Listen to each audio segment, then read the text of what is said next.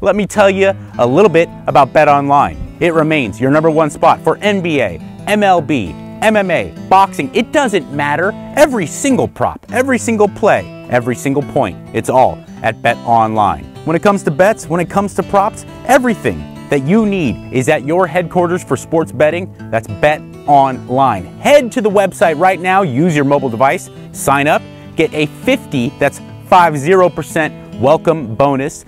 Don't forget to use the promo code BLEAV, that's Believe, to get yourself a 50% welcome bonus. Come on, there's no need to hesitate. BetOnline, where the game starts.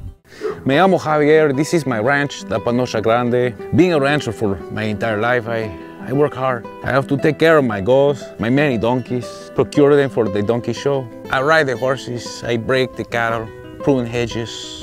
All of that work can have very harmful effects on my butthole. That's why I turn to my friends south of the border. They make the best cream to rub on your butthole if the hemorrhoids are going to visit your ass. All of these great ingredients to give you protection, moisturize, and comfort to your asshole. Maybe you are a lady who is having a baby come out of her vagina with great force. You too might have hemorrhoids. It's another situation when south of the border. They have your back and your asshole south of the border. The best product to take care of your most important products. I hope you're ready to have your mind blown with the greatest health and fitness information on the planet. Yes, bitch!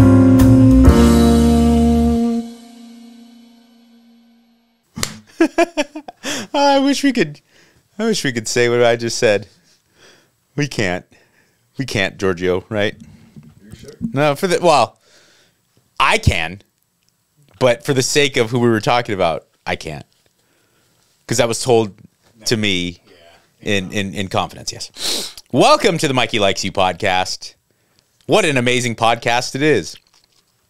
I'm going to do a Q&A, and it's as simple as that. I solicited for questions, you guys gave them to me, and then I answer them. First and foremost, let me thank all my sponsors. BetOnline, south of the border, the only anal rectal cream that you need to know. I know it sounds like a joke, but look, a lot of sweat, a lot of pressure to the trunk. Active people have to encounter problems in that region, and when it comes to problems in that region, south of the border is the only product you ever need to turn to. All holistic, and really, really well-curated ingredients so that you can feel safe putting them on that part of your body.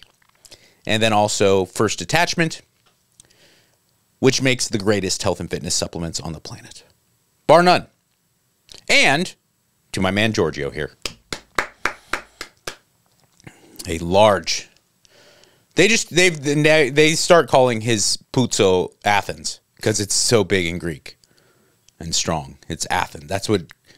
When they say, release Athens, and he pulls his pants down, and then... All right, let's get to enough of that nonsense. Enough of that shenanigan. Get to my Instagram, which is at Mike Catherwood. Holy mackerel! Which is at Mike Catherwood, and then also at Mikey Likes You 1, the number 1. Those are the show Instagram and show, and my personal Instagram profiles, which is where I like to interact with you guys and gals.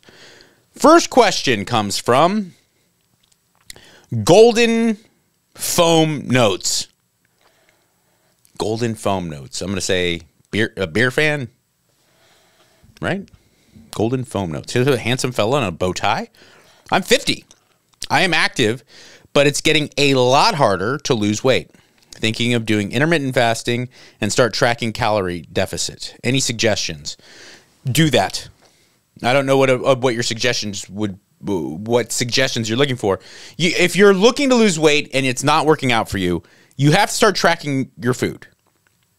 There are a lot of gurus out there who are going to tell you that, just stop eating this or start eating this and you will lose weight. And the bottom line is from a purely technical standpoint, I mean, no, let's not attach any feelings to it. Weight loss, weight gain is based on the overall intake. Okay? Now, there are combinations of foods, there is macronutrient combinations that are going to be more healthy and more sustainable in the long run. I've always talked about how the importance of having a high protein diet. But you can have a very high protein diet and still be a big fat pile and not lose any weight. The reality is when it comes to the size of your body, the amount of calories you eat is all that matters. Okay? The size of your body, big, small. You want it to get smaller, eat less calories. You want it to get bigger, you eat more calories. That is how it goes. And far too many people have been tricked by new wave diets, whether it be carnivore, keto, paleo, plant-based and everything. And they think like, well, if I do this, everything should be okay. And they continue to eat too much, you know? So I'm not saying there's anything wrong with any of the aforementioned diets. What I am saying is that if you are not losing weight, you're eating too many calories. That's irrefutable science. Fuck all you people talking about insulin this and blood sugar that. If you are not losing weight, you are eating too many calories. That's irrefutable. And I'll go to the mat with it, and I'll bring a battery of guys and gals with me. Now, that is not to say that if you really want to lose weight and look good naked, that calories is the only thing you should worry about, because you can eat Snickers bars and Twinkies and Pop-Tarts, and you happen to eat 1,100 calories of those said foods, you will lose weight. I don't recommend that. I don't recommend that at all. A, it's not sustainable. B, you'll feel terrible. C, you're going to be exclusive. It'll be very hard to continuously lose body fat, because you're not going to be very efficient at digesting and utilizing protein, and protein synthesis will be almost gone. So, you know, you want to give your body food that it can be fueled by, that feels nourishing and is dense in macronutrients and micronutrients that are good for your body. But also, you have to regulate your calories. So if you're not tracking, you need to start. And it sucks.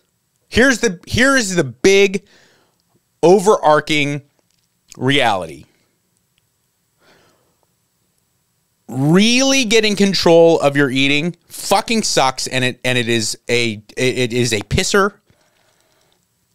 And it takes a lot of effort and a lot of discipline. Okay? I really hope I didn't discourage people. I hope I opened your eyes. But if you are 100 pounds overweight, losing 60 of those can be done with relatively small amounts of effort. If you're 20, 25 pounds overweight, like honestly, who amongst us hasn't had those, like you got family stress or work stuff, and you just kind of let yourself go for a couple months, and you look in the mirror and you're like, I don't like what I'm seeing, right? The average American, we're not this talk of like we're so obese. No, we're not. No, but we're overweight. And all of us, myself included, we've all had that point where we've been 10, 15, 20 pounds overweight. I think that is the lion's share of people who are unhappy with the way that they look. You're in that ballpark, or you're a guy, you're skinny fat. You're not like with your clothes on, your friends would never be like, hey, fat fuck over there. But you're kind of like, you're soft and you're pudgy. I get it. Okay. You want to change that. That takes effort. And it's not going to be just cutting out carbs. It's not just going to be like adding steak. It's going to be, that's effort. You have to monitor how much you're eating, and you have to really realize and do that for a prolonged period of time, so that then you can make an adjustment and then bring down the caloric intake. Okay, so start tracking. I do think intermittent fasting is a great way to help you reduce your caloric intake. I think it's a fantastic way. I think that we have, again, there's been this narrative that you have to kind of constantly eat these small meals to fuel yourself, keep your blood sugar stable and to keep your protein synthesis up, stay anabolic and stuff like that. Look, if you're Jay Cutler in his prime, sure. If you're a mass monster that carries around tons of muscle and is incredibly lean, that's probably true. if you're a professional competitive athlete or even just an amateur competitive high-level athlete and anaerobic performance is very important to your sport, I think that that's true. I doubt there's very many people at the Olympic Training Center in Colorado Springs that are eating twice a day or 3 meals a day. They're probably eating 6, 7 meals, 5, 6, 7 to keep themselves fueled and to have readily available muscle glycogen, right? But that's not us. That's not people. That's not you. That's not me. And so if you want to skip breakfast, if you want to truncate your eating window, if you want to eat 8, I like the 16-8 where you fast for 16 hours every day and you eat for 8 hours a day. And then you can either do 2 or 3 meals within that period. I think that that's a great protocol. That's all based on, again, got to give props where props is due. Because so many people, you guys think memes are bad, right? Where someone will just take a meme and then just put it up there and take credit for it, like as if they came up with it. The fitness world is crazy. I don't know how many, I can't tell you how many dudes I've seen, mostly dudes, pushing their cutting edge intermittent fasting protocol when Martin Burkhan has been doing it for like 15 years. Over there in Sweden. So yeah, 16-8 is always great. You can also do alternate day fasting. Some people like that. I can't do that. I have too active a lifestyle to go like a couple days a week not eating. Because then I have to really commit those days to being rest days. And I don't want to do that because my schedule is too kind of unpredictable for me to be like, oh, fuck, I'm not eating today. But I could really, I have some free time. I can go I can go get a wrestling class and I can go get jujitsu in or whatever, you know. It's neither here nor there. But every day 16-8 is a great protocol. Now, you mentioned you're over 50 and you're having a hard time losing weight. Yeah, that's life. I'm not insulting you. That's the reality. You get to over a certain age, it comes harder. And then there's these milestones. You get to about 50. I'm in that ballpark where you are, where recently I've realized like, wow, it really is getting even harder than it was 2 or 3 years ago.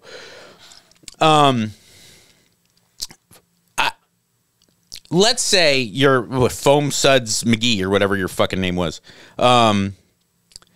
If you are drinking, if that is part of the deal, I'm going to your profile here. You can't. Does that mean you can't drink ever again? Of course not. Does that mean you can't have a couple beers throughout the week because you really enjoy it? No. But alcohol is the number one, I almost say not, okay. In my opinion, modern lifestyle and stress is the number one reason people, by and large, don't have nice physiques. When you see those videos of Woodstock, when you see those kids in PE class in the 50s, and you're like, wait a second, everyone looks great. Everyone's thin and lean and muscular, right? I think the number one culprit as to why we all don't look like that is stress and modern lifestyle. It's just too much spread out over all of our day, and we're getting paid less proportionately than ever before to do more work, and we're freaking out. That's my opinion. The next reason is when adults completely overlook. They go to the gym, they train, and they start making better decisions nutritionally, and they drink all the time. I have had so many people in my life, be it professionally or personally, bitch and moan about how they're trying so hard and they do it, and then they're like, yeah, but how am I break down kind of their daily eating, and I say, these are the choices you can make. And I go, like, how many do you drink? Include alcohol. And for women, not all the time, but by and large, it's like, yeah, but you know, I'll have a half a bottle of wine, maybe a bottle every night. Guys, it's just a six-pack. You know, I mean, the guy who hits 12-pack or more a night knows there's something up, right? I had a guy the other day. He said he's a plumber. He was thin. He was wasn't a client. He was a guy on Instagram, and he reached out. He was thin. He looked fine, but he's like, I'll hit 16, 18 beers a night, every night. I work really hard. I've started working out. my family's, it doesn't, I'm not like the guy who I spend plenty of time with my kids, but I get home on the way home from work every day. I stop and I get beer, and he's like, and then I crack a couple before dinner, have a couple with dinner, hang out with the kids, put them to bed, dust a couple more. And I said, I'm not here to judge you. And I'm in admittedly very weird territory on this one because I'm in recovery. I've been sober a long time. So I hate those guys who get clean and then they go around telling everybody else how to live their life. That's not me, and I don't want to kill your buzz. That's not my point. Alcohol rips, it kicks ass, and if you can drink like an adult, you should, because you've earned that right. I can't. I have a problem with alcohol. I'm not saying that you do.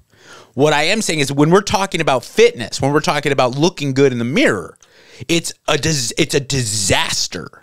Because not only is it usually empty calories, but it also completely chemically alters things for the negative. Hormonally. Guys, it's a disaster. It's a disaster as far as testosterone and estrogen and all the fun stuff we like to take care of, right? Alcohol is a disaster. Also, here's another big factor that we don't like to admit. It destroys your inhibitions. So let's say you have all the best laid plans to take care of your eating and from wake up time until 8 p.m. And then you go out to the bar to watch the game and you have 6 beers. Leaving the bar, you're like, fuck my diet. Where's Jack in the Box? Where's, let's get some pizza. And yeah, that's the reality, okay? So if you're having trouble, especially as we get older, I think we all kind of have this at least instinctive idea that when we get older, food becomes more of an issue that we have to kind of monitor. But very, very few, very, very seldom do I hear people talk about the fact that, but I drank all through my 20s and I looked amazing. And I go, yeah, but you're 50 and it's not the same. I watched this clip the other day of this girl. It was heartbreaking. It was heartbreaking, okay? I'm not trying to make, I'm not going to give any names or anything, but I think it was from My 600-Pound Life with that, because that's the one with the doctor, right? The funny doctor with the accent. He's like, no, you can't be eating you're not on a diet, you're fat, you eat too much. Anyway, she was talking, and she said, she was very, very Southern and very big. And the doctor said, how many sodas do you have a day? What do you drink in a day? Do you drink any water? She's like, no, but I have 6 sodies a day. And the doctor said, sodies? Is that soda? And I don't think it was a female doctor. I don't think she was being insulting. I think she was trying to clinically make sure she got everything straight. And she's like, yeah, my mom told me that if I have sody, as long as I drink some water after, it kind of washes it out. So the doctor said, you have 6 sodas a day, full, regular, undiet sodas. That's, I'm trying to do the rough math. It's 750 calories, right, of pure sugar. Well, there wouldn't be that clip. That clip wouldn't exist if it was a 6-pack of beer.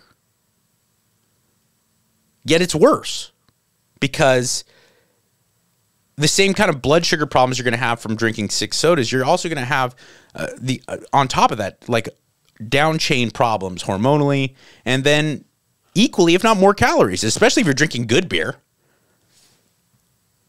6-pack, it can seem like, if you're a seasoned drinker, a 6-pack doesn't seem like that crazy, right? A 6-pack a night, but it is a disaster. You're just now swimming up a really, really heavy stream. As we get older, that's something else that you absolutely have to look out for. Now, I want to reiterate, I'm not saying you can't ever drink alcohol and have a good physique. Of course you can. But it has to be something that is treated like a dessert or like a treat, not as something that's part of a lifestyle. As frankly, it should be, right? Everyone works hard and family life and things get stressful. I get that. You deserve the right as an adult to be able to blow off steam how you see fit. And I'm not trying to prevent you from doing so. But don't lose sight of the very real kind of And I'm talking about the dangers of alcohol, right? Alcoholism is where you get the, cirrhosis and serious liver conditions, and then obviously down chain cardiac problems. I'm not talking about that. I'm talking about just like you're gonna, man boobs and a pot belly and lethargy and you'll be a little bit more short tempered. Those are things that come with kind of moderate, consistent drinking. So that's just something to watch out for. And again, I wanted to use. I'm not saying that's what is the case with you, dude. I did want to use your question though as a jumping off point to say that, because I do think it's important. And here's another thing. I was watching Reacher the other day, and the guy who plays Reacher, I like that guy. He seems cool, but he's jacked and ripped. Okay, and apparently the character of Jack Reacher eats pie and drinks beer all the time and never has 350 grams of protein and plain white rice, which is absolutely what that guy eats to look like that. But don't get fooled into the number one. And this was, by the way, this was a purposeful choice artistically to show the kind of the duality of marketing and the commercialized nature in which we can receive media. In Fight Club, and Chuck Palahniuk, who wrote the book, and David Fincher, who did the movie, they actually made this as a plot point in the movie. Tyler Durden, the character, talks about how silly it is when he sees the underwear model. Is that what a real man looks like? It's silly to spend all day in the gym trying to look like that guy and watching what you eat. That's not what masculinity is about. But Tyler Durden literally is the ideal, physique icon of all men. All guys at some point have seen that picture of him, sitting up against the car, smoking a cigarette, shirtless, and you're like, Jesus Christ, I want to look like that. 98% of modern men have at some point looked at Tyler Durden shirtless and gone, that's what I want to look like. And that was on purpose, because Tyler Durden drinks beer, eats cereal, smokes cigarettes, doesn't work out. But they wanted to make sure that the contrast came from Brad Pitt being in the best shape he's ever been in. And he worked his ass off, not drinking beer, not eating cereal, and training like a madman so that he could be this incredible alpha male figure. So don't get confused by the character. Christian Bale in American Psycho goes to all these hoity-toity restaurants eating, fat-laden, creamy kind of gourmet food and foie gras, rushing it down with the duck breast charcuterie board and all this fun stuff, the charcoal endive. And he has 10 cocktails a night. Patrick Bateman does that. Christian Bale, in order to be that guy, I've read about it, seen interviews about it 20 times. Chicken breasts, green vegetables. When he felt really drained, they would add in they would give him some sweet potato or rice. But for the most part, it was just constantly really lean protein, chicken and fish, and green vegetables. And that was it. And he said, it sucked. I hate it. But this was my job as an actor. I had to look like this. But then when they go and they film, the character does all these different things. Don't get confused. Don't let Hollywood butt fuck your brain into thinking that that's the way things work. No, to look like a movie star, you have to act like the character in the movie doesn't. It's unfortunate. It's unfortunate. It's just like, look, if you could get a fairy tale relationship by acting like the people in romantic comedies, we'd all have fairy tale relationships. That's not how shit works out, It's a lot dirtier in real life. J Lover 19800. How far do you run? Not very. I don't ever track it. I monitor my heart rate. When I do any type of aerobic or cardiovascular activity, I don't see how many calories I burn, how far I run, how much I row. I track my heart rate when I'm doing intervals. I try to see as high as I can get it. I make sure I'm getting into that 180 area. And then when I'm resting, I'm looking at getting it as close to 120 as I can within that period of time, to get it back down. When I'm doing aerobic stuff, as I was filming this Q&A, I think that's why you're asking how far do I run, because I'm running at the time. I had a chest strap monitor on, and I'm just checking, making sure. As soon as my heart rate got to above 135, I stop and I walk. As soon as it gets below 125, I start jogging again. And that's all I was doing. And I could do that for 45 to 60 minutes. That's an aerobic workout. I know my exact aerobic zone. I'm doing zone 2 stuff because I'm trying to build my aerobic base, burn a little fat without compromising my recovery. So it's a good question. If you want to be a great runner, you got to probably know how far you're going to run. That's not why I do it. Cold plunge from Dags Steven. This is a very relevant question because everybody's into the cold plunge now, right? Cold plunge, do you do it? And if so, what's your experience with it? Just started it this week just to try and see what it's about. Thank you. Well, I have done it. I wouldn't say I do it.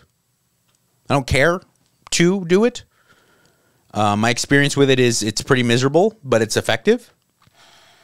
There's a lot of science to show that it absolutely helps with inflammation. It helps, can help with burning body fat, that kind of heat shock or that temperature shock protein reactive stuff is real.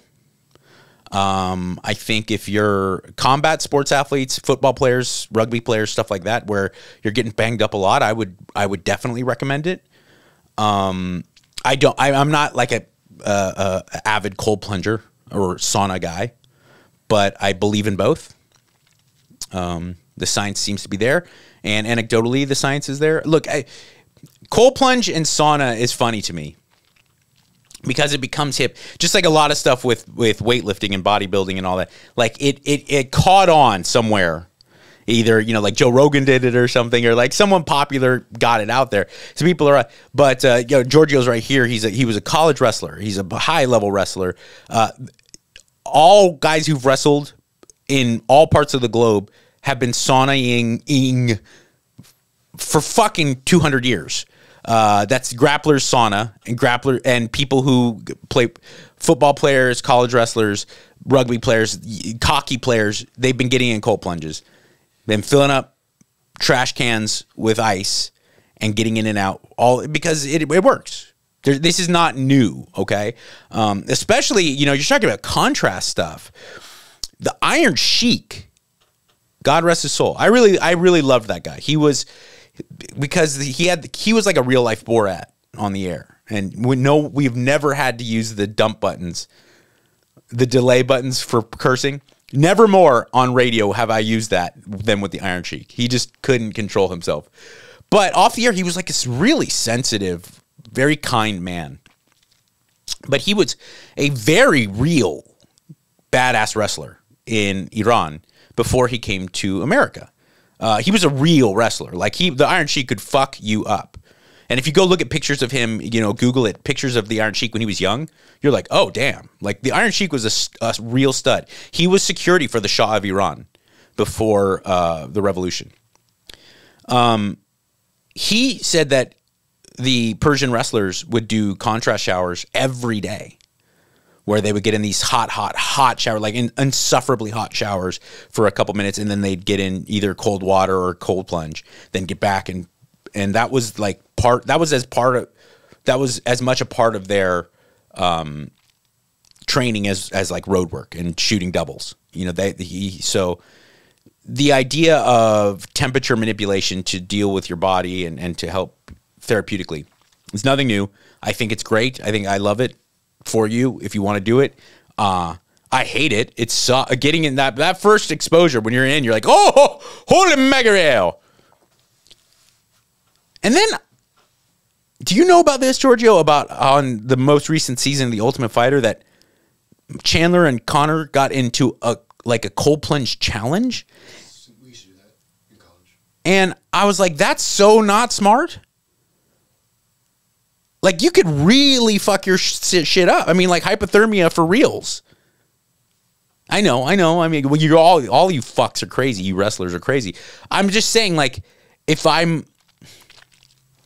one thing if you students in college want to go do your bro shit. Okay. It's another thing when you're talking about multi-million dollar prize fighters. I was like, what happens when you have to have your finger amputated, Connor? Now you're fucked. Like, you know what I'm saying? It just seems crazy that high elite athletes would be so reckless with their body. You know. Let's see here. Rich Daniels. Always had a hard time building my outer chest. Can you provide any advice?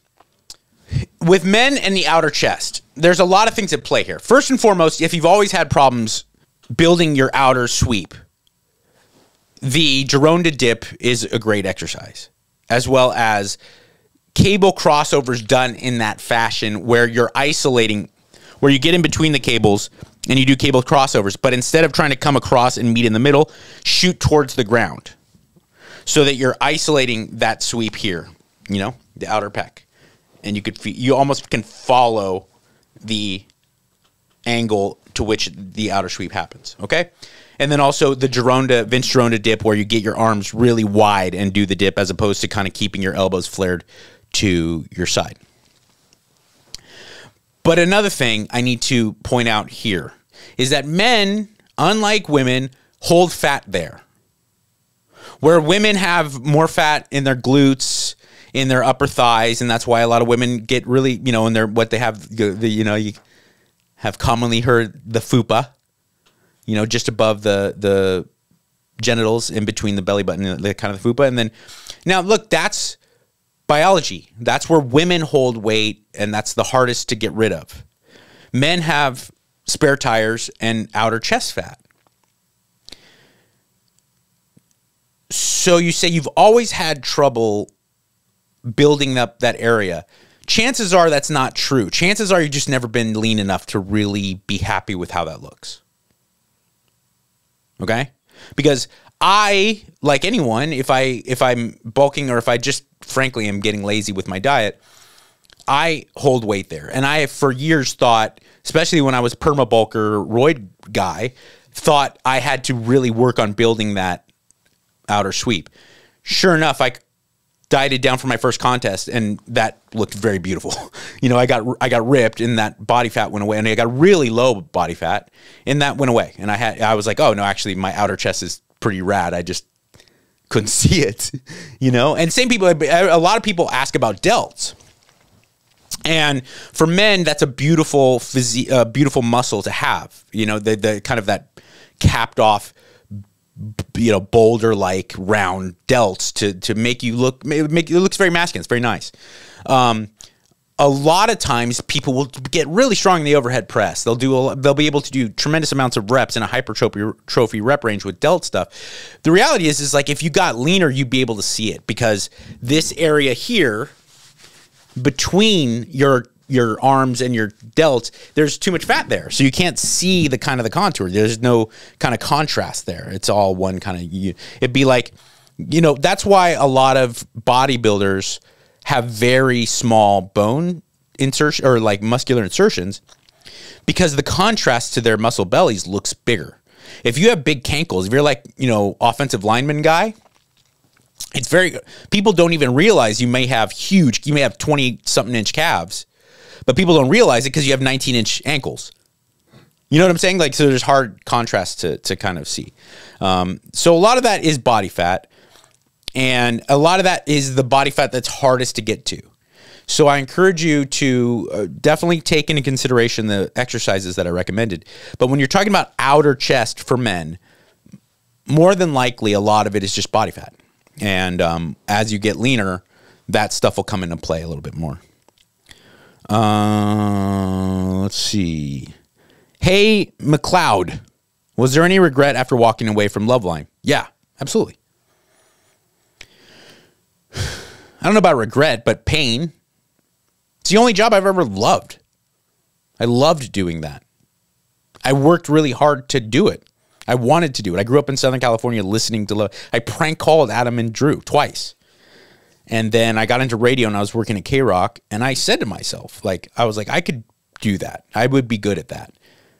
And then Kevin and Bean were amazing, and they gave me a shot. And I was like, I made a point, and I told Kevin Weatherly, who runs K-Rock, that I wanted to do that and throw my hat in the ring. And then Adam left. Adam left to do his own morning show. And they didn't think I could do it. And then Stryker started doing it, and then Stryker left. And then they were like auditioning a bunch of people, and I was like, okay, for every 3 people you bring in, let me host a night and host. And then finally there was like this vision, and it was the only time I ever worked really hard for something and had a clear vision for something. So to leave was very painful, and it still is at times, because every time Dr. Drew and I do anything, 95% of the comments are like, bring back Loveline. Or I need you guys. Why don't you do Loveline? Why don't you just start it again? And that's quadruple hurtful, because we've tried. And the company who owns the name Loveline doesn't want us to do it. And it drives me crazy. So it's hard. It's hard. Yes, I do. I don't regret it, because it still was the right decision at that time. One of the benefits of Loveline was that, the conversation, the topic nature was always so powerful in comparison to most terrestrial radio, where it's either people bloviating and being ideologues for political stuff, or like morning radio, typical kind of like sophomoric stuff. That Loveline, we could be goofy, we could make fart jokes and everything, and then the next call could be about rape, or it could be about sexual abuse or addiction. I always found it so beautiful that show could offer so much substance and give you kind of the goofiness too. But the tide had changed already. Loveline, because it was unique, was still able to kind of be cool in a terrestrial radio world. But as you can see now, like, that show just couldn't be on the air anymore. And so I'm glad I left when I did, because the writing was already on the wall. But Drew and I it just started to happen where, like, this girl would call up and she would say, like, I have 2 little kids, and I just feel like I had my babies young, and I didn't get in my time to party, so I'm going out partying, and my husband doesn't make me feel safe. So I'm like, I have like affairs with like a bunch of guys. So Drew and I would lay into this chick and be like, hey, you're a mom. You're an adult now. I don't care if you feel like you want to party. Pull your shit together. And sure, we get 3 or 4 DMs, tweets, emails to the program director where misogynist pigs that talk down to women. And it's like, okay, what do we... So that type of show, like, I had already seen the writing on the wall. I can't even imagine now with how dangerous kind of the trans issues and a lot of the gender issues are now. Like, we'd be, no matter how you dealt with certain calls, we'd be fucked, you know? So, in genuine honesty, I don't regret it because it was the right thing to do, but it is painful. I have remorse, not regret. Johnny Puretti. Why did your wife leave Instagram? Well, she didn't. Why did your wife quit Insta? She didn't quit. She still has her personal profile. She just gave up her, like, chill busy profile, her, like, kind of public one. She thought it was like she would get so obsessive about, like, making the right post or trying to give off the right vibe. And she's like, this is not who I am. And I'm getting obsessive about curating this. And it's like, why? I'm wasting time when I could be actually living the life of the woman I really want to be. And she said, if I get booked on another show and I can use it for promotional reasons, okay, so be it.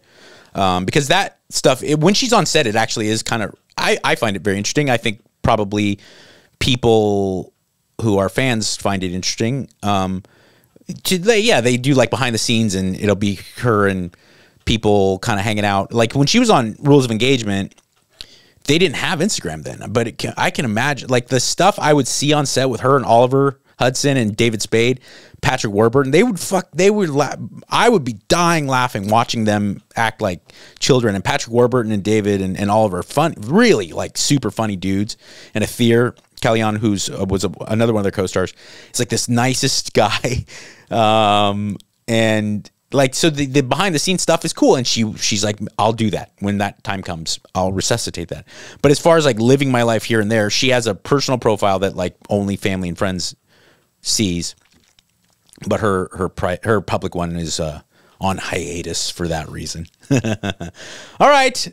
Good show. Love you. Thank you so much to everybody who submitted questions. If you're looking for more personal help, my Patreon offers that to you. Also, if you just want to pitch in, the smallest tier, I appreciate every single piece of that, because I just can't believe that people would want to their hard-earned money to invest it into making sure that I can help build this show. It means a lot to me, and I really appreciate it. Also, the top tier gives you the availability to have me as your trainer, both with nutrition and training and lifestyle habit stuff. And so that's available to you. I will put the links in the show notes below. Thanks again to Giorgio, who makes this happen.